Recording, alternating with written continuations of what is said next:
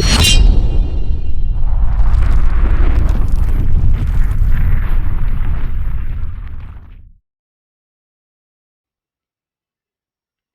up? Got a Twosun here, and kind of a decent spinner, but man, this box is bulging at the seams. Look at this thing. So,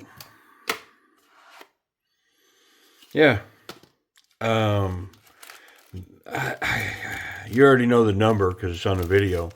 But this, I'm checking this in. It's been here for quite some time, like months, like that kind of time. It's been here a long time. And I today saw some comment.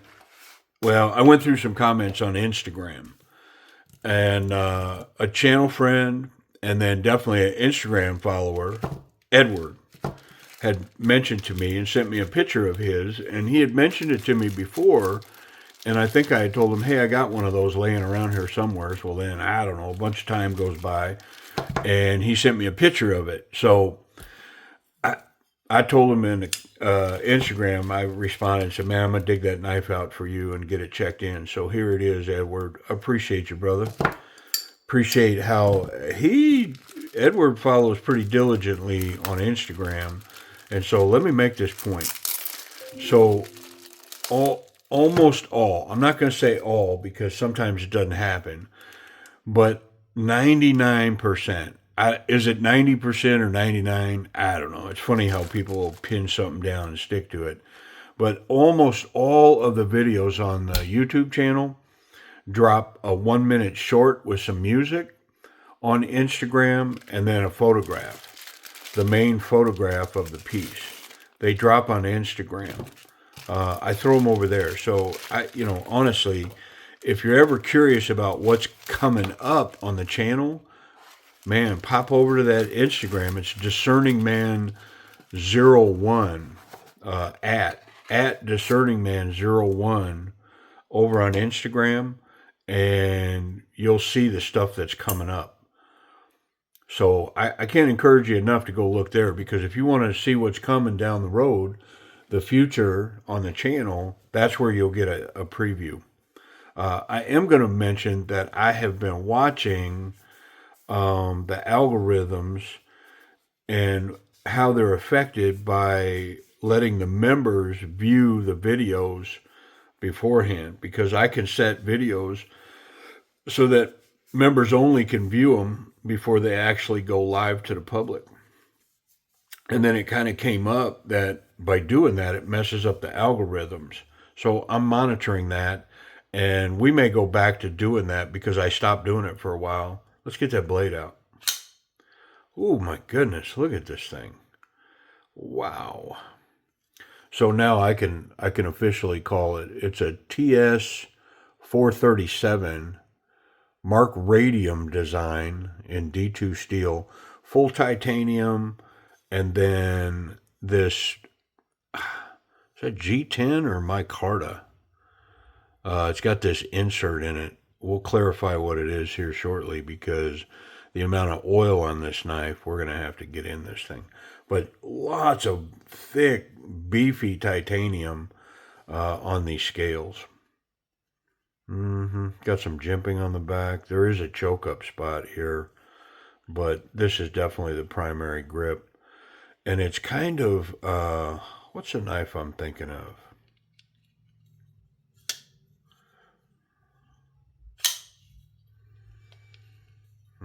It'll come to me.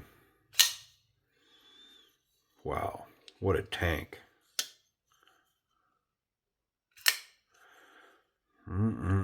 Big, tall, flat grind. Look at the belly on that. I mean, I already know it'll slice its way through the Great Wall of China, man. Look at this thing. Whew.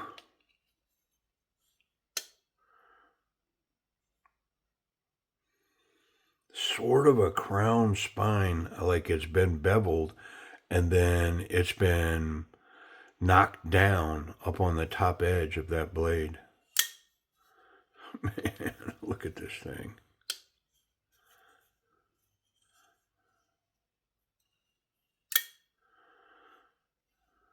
That is a legit piece of hardware right there.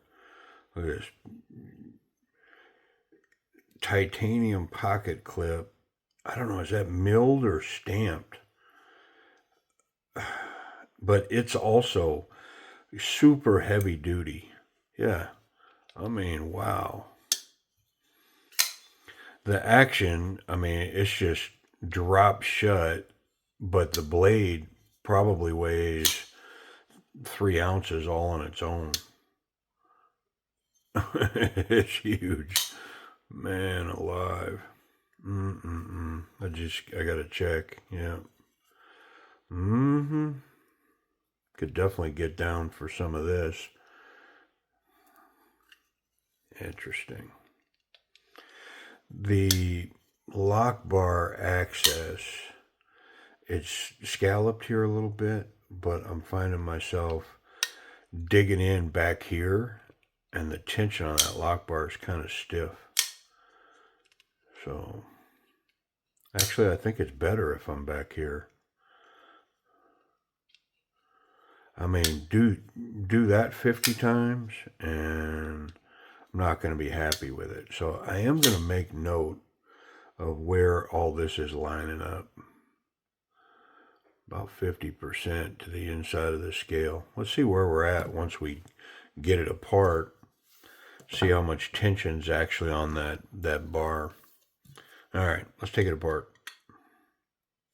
What a behemoth. That is one big... Hey, it's Bigfoot.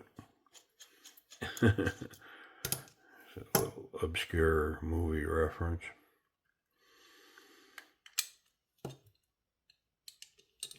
Wow, man.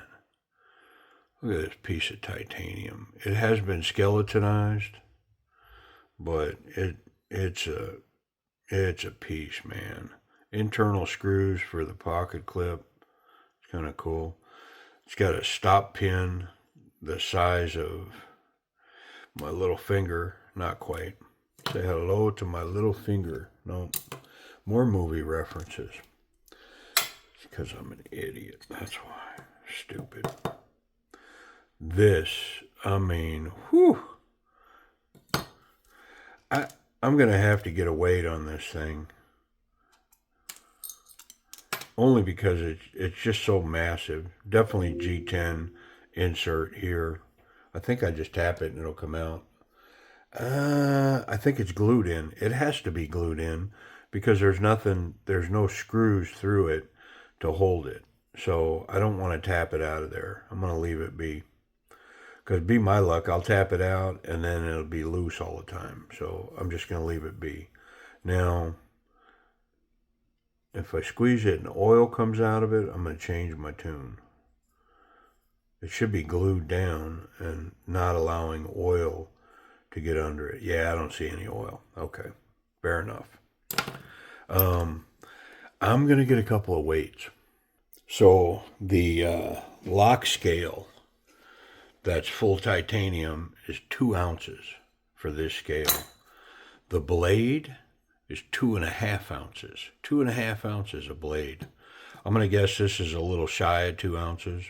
I didn't weigh it, but I mean, so let's see, 2.5, 1.5, and then 2, that's 4, let's see, 4, 5, 6. I mean, I'm guessing the total weight's probably around 7 ounces, roughly.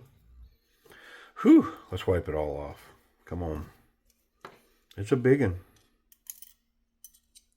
Biggin. Oh, yeah.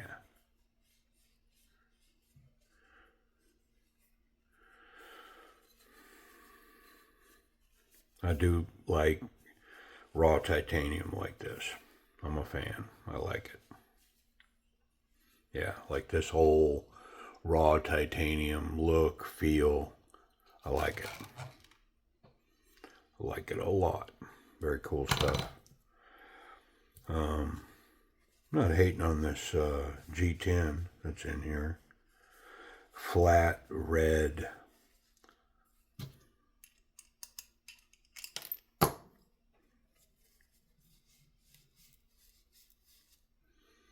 Yeah, I don't dislike it. And it's got milling on it. I don't know if your camera's picking that up, but it's got a really fine milling. It's running across here. Yeah. This is enough D2 steel here. I mean, definitely would make 2 or more of just about any other Twosun knife model. That is a big chunk of steel right there. Nice titanium backspacer. Titanium collars. Got the little shout out to Yang Jang.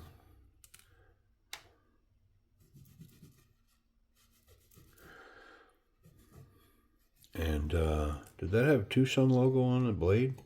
Nope. So they took the Twosun billboarding off the blade and left it strictly on the collars. It's pretty cool. Yeah, the show side of that blade doesn't have any billboarding on it. It's all blade. And the backside, they gave some respect to the designer, the steel, and the model number.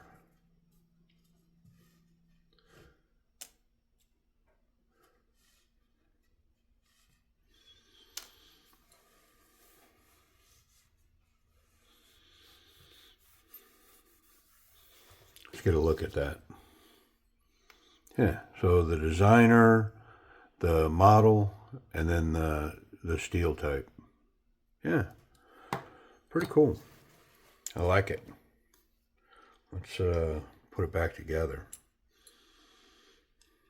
Captured pivot. Oh, how about a collar? There we go.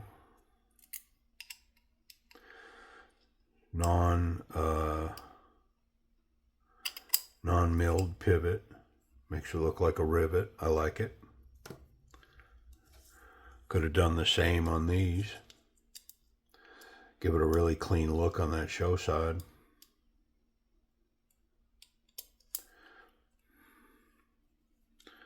It's like trying to put a marshmallow in a piggy bank. What are we doing? There we go.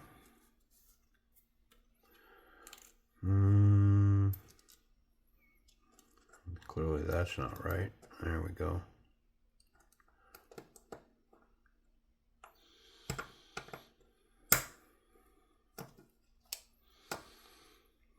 Big fat stop pin. I like it. Racetrack washers. Hefty bearings.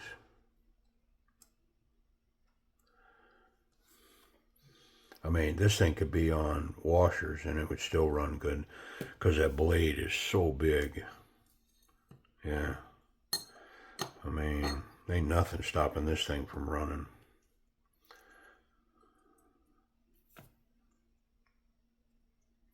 But it doesn't hurt to have nice big good washers in there, racetrack washers and solid heavy duty bearings.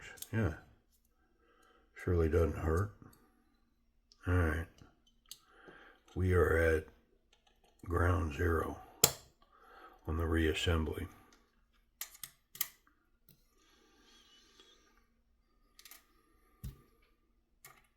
All TH.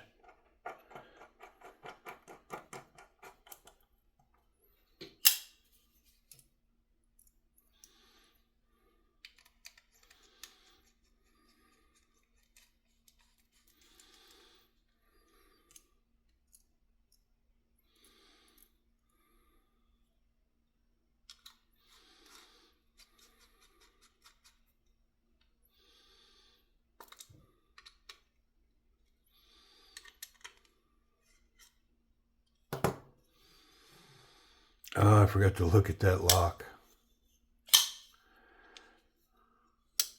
is that thing running good.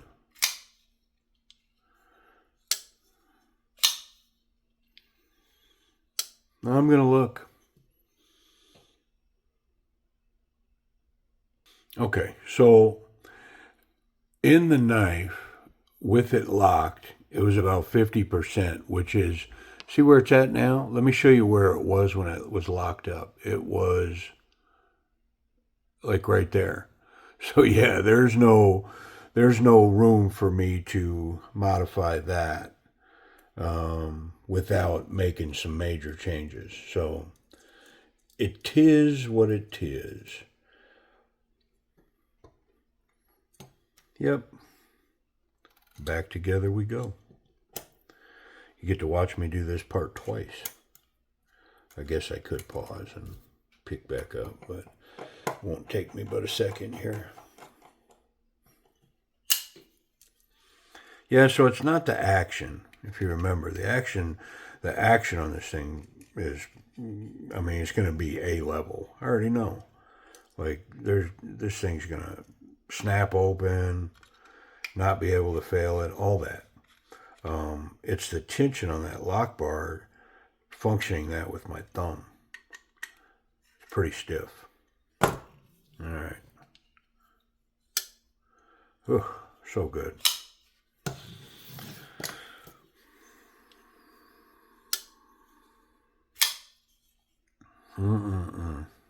Wonderful.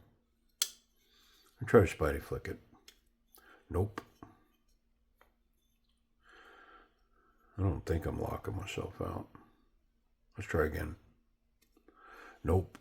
Thumb stud doesn't have a lot of bite, and just the way that is, yeah, I can't get it. Woo, that hurt. Thumb flick works. And then clearly the back flipper. It's got wonderful jimping, sharp jimping. So, boop, yeah, runs well. But that spidey flick's not going to happen. Now, I think what I might do is I might try to coerce this. I'm going to put some tension on that lock bar and come around to where it's closed. And then see if I can't help that detent ball pop up out of there by running that a little bit. You know, one of the things I could do is I could probably get in there and put a ramp on that to make that snap out of there better. Get that spidey flick down. Let's see how that does. I didn't really notice any difference there, but let's try the spidey flick. Nope.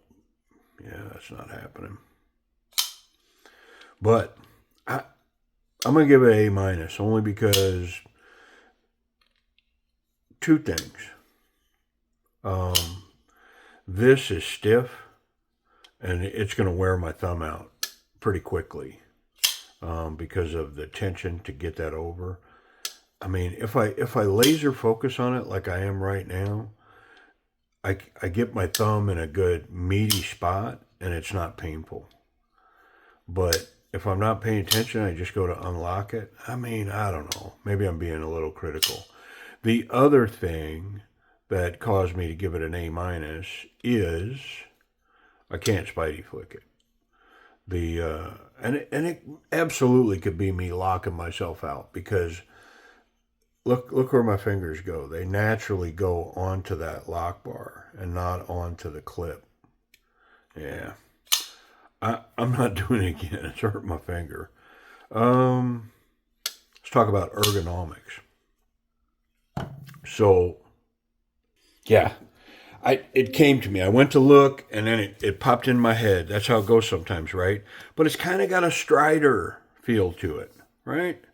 Like, surely you can see that. It's kind of got a Strider feel to it. It definitely looks like that. And honestly, in hand, it's not far off. The ergonomics are really solid on it. The pocket clip disappears. The flipper tab definitely locks my fingers in there. So as far as grips go, not so confident, very confident. I mean, it's a confident grip, 100%. I could, feel pretty confident about going forward with this knife, working hard and not having my fingers come up onto that massive flat belly or belly, flat grind, big bellied blade. Let's check pocket clip. Kind of excited to check it. It reminds me of the pocket clip on my boot knife. What is this thing? I don't even remember. TS307. This is on the bench because I'm going to double edge this knife. I'm going to grind another edge on the top of this knife. And so I just happened to be out here, but this pocket clip sort of reminds me of that. Just a huge, massive, thick piece. And I'll tell you, in my boot, the tension with this, best boot knife that I own, and I have a couple, but man, I really like that. But this kind of reminds me of that. This one's a little more springy, but let's see how it does on the thick stuff. Oh yeah. Yeah, it does leave a substantial profile out of the pocket, and that pocket clip is massive as well. So there's no hiding the fact that, you got a pretty substantial piece of hardware in your pocket. The tension here, not great. Standard jean size material in my back pocket. It's so big, I don't think I'd want it in my back pocket though, because when I sat down, it would be hurting my hip. But yeah, the tension on it is not great. And the reason being is because it's super flat, wide surface on the clip. And so very smooth, and then the raw titanium here is smooth. So it's just smooth against smooth. Could more tension be put on that? I believe so. I mean, I'm going to look. Okay, so lots of rags, lots of pliers, and I did crank on it pretty good. Got the action tuned back right, the pivot set good. Yeah, all reassembled. Now let's see if we improved. Yeah, 100% better. No doubt about it. But man, that was not an easy project because this clip did not want to spring. Titanium doesn't help you a bunch in that department. What about safety? I wonder if we can contact this blade. Yeah, I can already see. Yeah, so 100%. I can touch that blade, that whole length right there. Yeah, blade contact. As soon as I touch my finger down, like let's say this was in the pocket and I went in, boom, I'm on the blade. Boom, touching it. Boom, touching it. Like I don't have to dig in there. I don't got to be trying to get in there. I mean, the whole side of my finger is touching it. So yeah, blade contact through the scales. And then what about the tip? Yeah, so the tip's good. The tip's recessed. So the clip's good. The tip's good. But I am not confident that if I had this knife closed and in my pocket that I can't cut myself. As a matter of fact, I'm going to go the other way on this one because it's so prominent. This gap is so wide and I'm touching that blade that whole length that there's a good chance that I would cut myself. This in a pocket, not paying attention, reach in there on a sharp blade and could experience a cut. Speaking of that blade being sharp, is it? I mean, maybe it's not sharp and there's no threat. Yeah. Yeah, so the blade is crazy razor sharp, no doubt about it. Twosun does a great job sending their knives out sharp. I mean, I've only had a few in all the years and hundreds of Twosun knives that weren't sharp, and they were oddball knives. So I like something off, you know what I mean? But this one's a razor. Price and availability. Where are they, and what are they going for? Okay, so at the time of this video, D-Win has one of these at a live auction on his site. The history of these, they've been bringing $55 to $70, somewhere in that range. So if we just said $60, I mean, you have to consider that if you buy it on eBay from DWin. It's free shipping, but you're going to pay tax on top of that. So let's just say that your tax rate was 8%. Well, it's like just shy of another $5, roughly. So if it's at $65, all in, you're around $70. White Mountain Knives has this version and an anodized version where it's anodized, the blue lightning anodizing with the red showing. It's kind of snazzy looking. That one is $104. So if you take the 10% off of the anodized one, what's that put you? Just over $90. This one is $84. So if you take the 10% off of it, it puts you down at around $75. So not a lot more to get this in like 3 days from White Mountain Knives.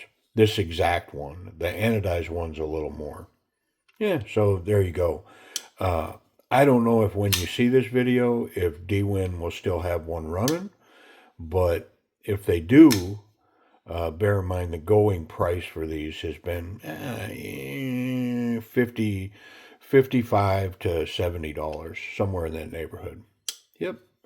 Pretty cool. What a beast. And just as I don't do a lot of size comparisons, but here's my pocket knife. This is my my Mikkel Williamson Bravo 1, my kubey that's in my pocket, and this thing dwarfs it. I mean, if I go blade to blade, the blade is way bigger.